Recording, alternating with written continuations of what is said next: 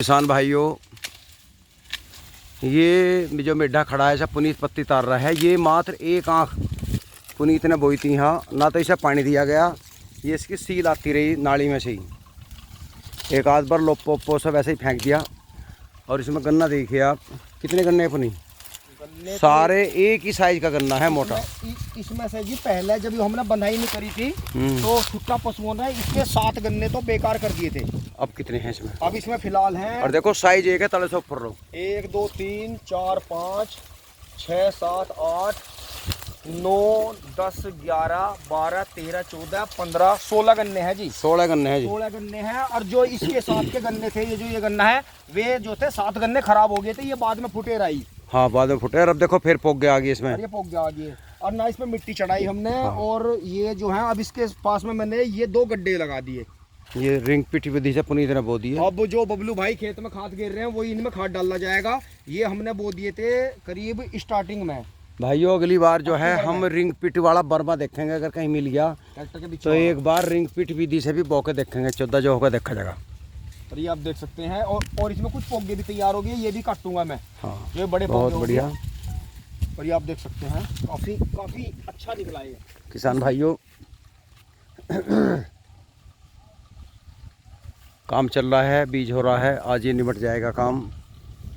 गांव वाले तो ये कह रहे हैं 30 इंच पे बोते, 60 पे कर दिया, आधा बीज लगा, आधी पैदावार होगी। भाई बात भी कायदे की है उनकी,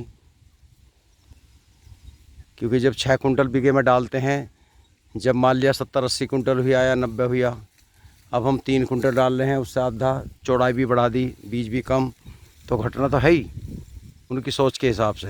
भाइयों, ये किसान की सोच है। किसी को तो उम्मीद दिखाई दे रही, किसी को निराशा दिखाई दे रही है। ये तो 1 साल बाद पता लगेगा हमने क्या खोया क्या पाया। सारी बातें हम आपसे शेयर करते रहेंगे, कोई नहीं छुपाई जाएगी। जितनी भी आगे बात बढ़ेगी आपको शेयर कर दी जाएगी। थोड़े हमारे पास या कोई भी आदमी ऐसा नहीं है जो इसमें मूंग वगैरह बोले, वरना मूंग हो सकती थी, इनमें उड़द भी हो सकते थे। अगर हम बोएंगे तो हमें तो बोने में लेबर नहीं मिलेगी, तो खुरपी कौन निकाल लेगा। तो इसलिए हम कोई फसल नहीं बो रहे इसमें। कोई मिल गया बटाई वाला ऐसा तो देखेंगे। कारण क्या, खेती के काम से हर आदमी इसलिए हटता है, मजदूर मजदूरी करने जाएगा, शाम को पैसे लेकर आएगा। यहाँ जो मंडेगा उसका तो एक टारगेट है, भाई फसल 4 महीने में आएगी, तो 4 महीने तक वो रोटी भी घर से खाएगा, पानी भी घर से पिएगा, बिना पैसे के 4 महीने मंडा रहेगा इसमें। अगर उसकी धाड़ी भी लगाई जा तो मूंग अगर 1 कुंटल निकल गई बीघे में, और वो मान लिया 100 रुपये किलो भी लगा लो, तो भी उसकी मजदूरी ज़्यादा बैठ जाएगी, तो 100 रुपये किलो भी सस्ती पड़ेगी। तो इसलिए लोगों ने ये फसलें बोना छोड़ दी। नगद का पैसा चाहिए किसान को। जो बेचारे बो रहे हैं, बस वो उन्हें तो ये मान लो जैसे 20 रुपये रोज़ पड़ रहे हो मुश्किल से।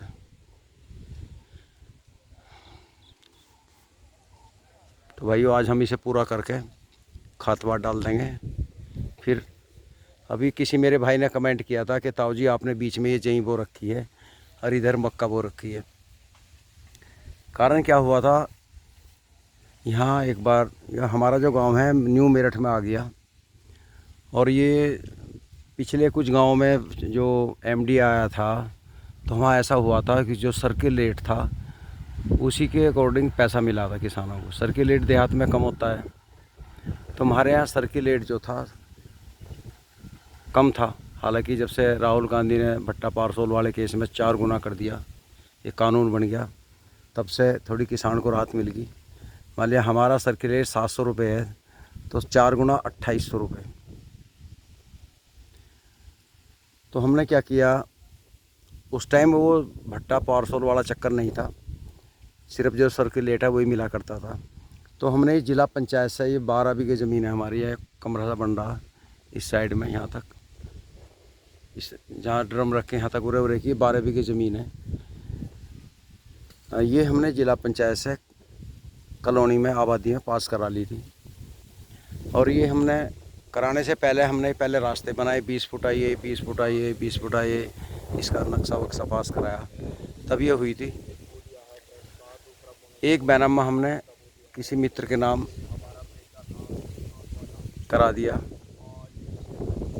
सिर्फ इसलिए कि कल को एक बार जिटोली गांव में ये हुआ था कि 150 रुपये सर्किल रेट था, तो मुआवजा वही मिला 150 रुपये किसानों को। किसान एक जिटोली के जो होशियार किसान थे, उन्होंने क्या किया, अपनी ज़मीन में चुपचाप एक बैनामा किसी मित्र के नाम करा दिया, और वो शायद 600 रुपये कराया था उन्होंने, मतलब सर्किल रेट से 4 गुना महंगा। तो उन्होंने हाई कोर्ट मुकदमा लड़ने के बाद में उनकी जीत हुई, क्योंकि जब तक मुकदमा फाइनल हुआ, जब तक सर्किल रेट 600 रुपये से भी ऊपर पहुंच गया था, तो उनकी जीत हुई कि जो इनका बैनामा है उसी के अनुसार पूरे गांव को मुआवजा दिया जाए। तो भाइयों, पूरे गांव को फिर जो मुआवजा 150 था वो फिर दोबारा मिला, 600 के रेट से सारे गांव को मिला। एक आदमी के दिमाग से सभी को फायदा हुआ। तो हमने एक बैनामा ऊंचे रेट में कराया। हालांकि अब तो सर्किल रेट भी अच्छा हो गया, 4 गुना मिलने लगा। तो भाइयों, इसलिए हमने ये कराया। और फ़िलहाल जब से माननीय मोदी जी आए हैं, तब से तो ज़मीन का रेट वैसे डाउन हो गया, क्योंकि ईमानदार सरकार है।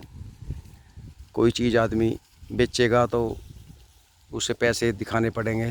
पहले तो ऐसा होता था, जो और सरकार थी बेईमान थी, बीजेपी वालों के निगाह में भी बेईमान थी।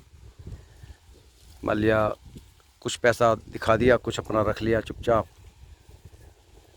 हम ज़मीन खरीद रहे हैं, उसको कुछ पैसा पकड़ा दिया, कुछ खाते से ट्रांसफ़र कर दिया, तो चल जाता था।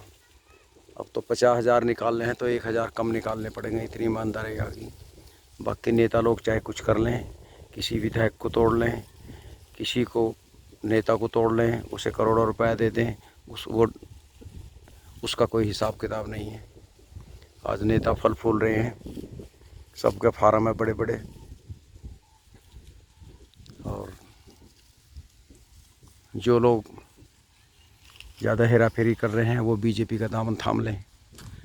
बीजेपी का जो भी मौजूदा सरकार है या रहेगी, तो उन पे कोई गाज नहीं गिरती। बाकी जो विपक्ष में है उन्हीं पे गाज गिरती है। कुछ बातें मेरी आप लोगों को कड़वी लगी होगी, लेकिन मैं दिल की बात बता रहा हूँ। जितना मुझे ज्ञान है, जितनी मैं जानता हूँ, वही बात मैं शेयर कर रहा हूँ। तो भाइयों, बात वापस लाता हूँ मैं। तो हमने इसलिए एक बैनामा करा दिया था एक प्लॉट का 200 गज का। उसके बाद में सरकार बदली, ठंडे बस्ते में चली गई, यहाँ कोई ग्राहक नहीं आया। हमने ये अपना रास्ते तो रख लिए, इन रास्तों में तो जई और ये बोदी और बीच का रास्ता है। अब हमें इनका लाभ दिखाई दे रहा है। लाभ इसलिए है कि ये हमें अपने चक में आने जाने में आराम दिखाई दे रहा है। वहाँ मैंने ट्यूबवेल लगा दिया सामने। अब हम इन रास्तों को ख़त्म नहीं कर सकते चाहे कॉलोनी कटे ना कटे, क्योंकि गांव सामने ही है हमारा, किनारे गोरे पे ज़मीन आ रहा मेरा चकी, इसका हमें लाभ दिखाई दे रहा। हाँ, 10-20 साल पीछे अगर यहाँ फिर लहर आई, ये ज़मीन जाएगी, तो हम अपनी को ऐसा ना देखें, कॉलोनी काटेंगे, खुद ही काटेंगे। ये मेरे नाम का चक है, सामने बड़े भाई का है, वो ट्यूबवेल दिखाई दे रहा हमारा। ये जो ट्यूबवेल है ये हमारा बड़े भाई के हिस्से में आ गया था।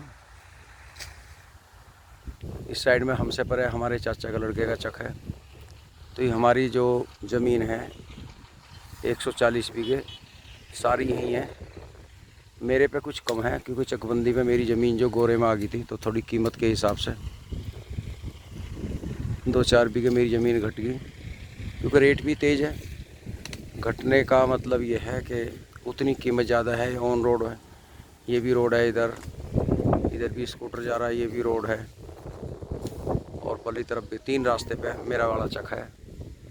बड़े भाई का एक रास्ते पे है, उसका एक रास्ते पे है।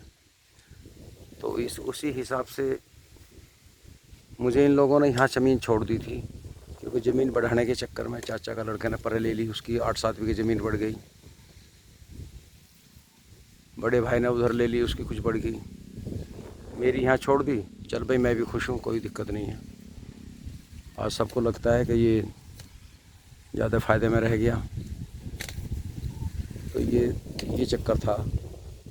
तो भाइयों, मेरी बात अच्छी लगी हो, वीडियो अच्छी लगी हो तो लाइक कर देना, सब्सक्राइब करना, शेयर करना। नमस्कार।